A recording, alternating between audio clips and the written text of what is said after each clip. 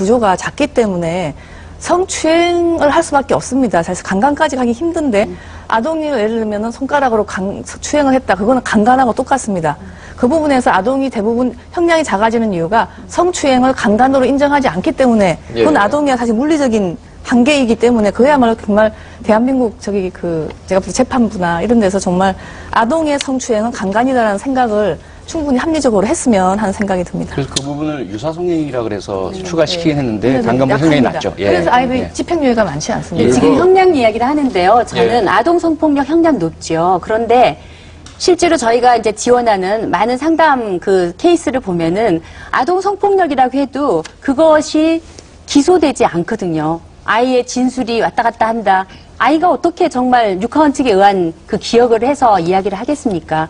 그래서 저는 아동 성폭력 피해에 대해서 이것을 제대로 기소하고 처벌하기 위해서는 담당자들이 제대로 된 인식을 갖고 있어야 되고 그리고 거기에 대한 전문성이 있어야 된다고 생각합니다. 근데 지금 형량만 이렇게 높고 그런 부분이 따라가지 않으면 사실 뭐 법은 있으되 그것은 그 이행되지 않는 법이라고 우리가 비판할 수밖에 없는 거죠. 최근에 판사님들 좀 많이 뵙고 말씀 좀 여쭤보고 그런 말씀도 드렸는데 그분들은 또 나름대로 고충 많이 토로하시더라고요. 지금 공부도 많이 하시고 그 성교육에 대한 많이 교육 받으시거든요.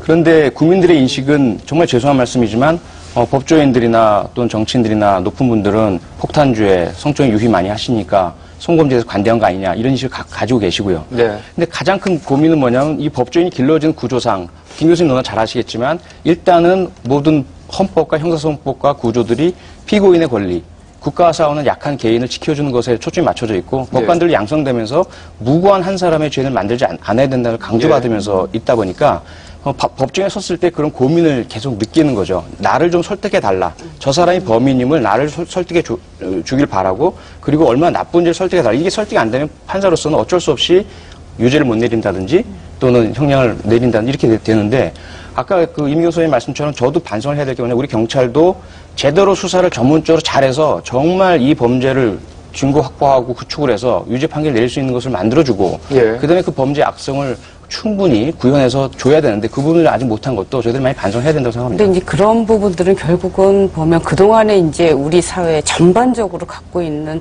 성의식이 굉장히 척박하기 때문에 저는 그런 문제가 생긴다고 생각합니다. 그걸 인정해야 된다고 보고요. 그래서 특히 이제 경찰이나 뭐 검찰이나 그리고 또 뭐 판사들도 그렇고요. 이 성 부분에 대해서 교육을 받아야 됩니다. 교육을 가장 사실 필요로 하는 집단일 수도 있어요. 그래서 그분들이 이런 성 문제에 대한 말하자면 감수성을 높여놔야 됩니다.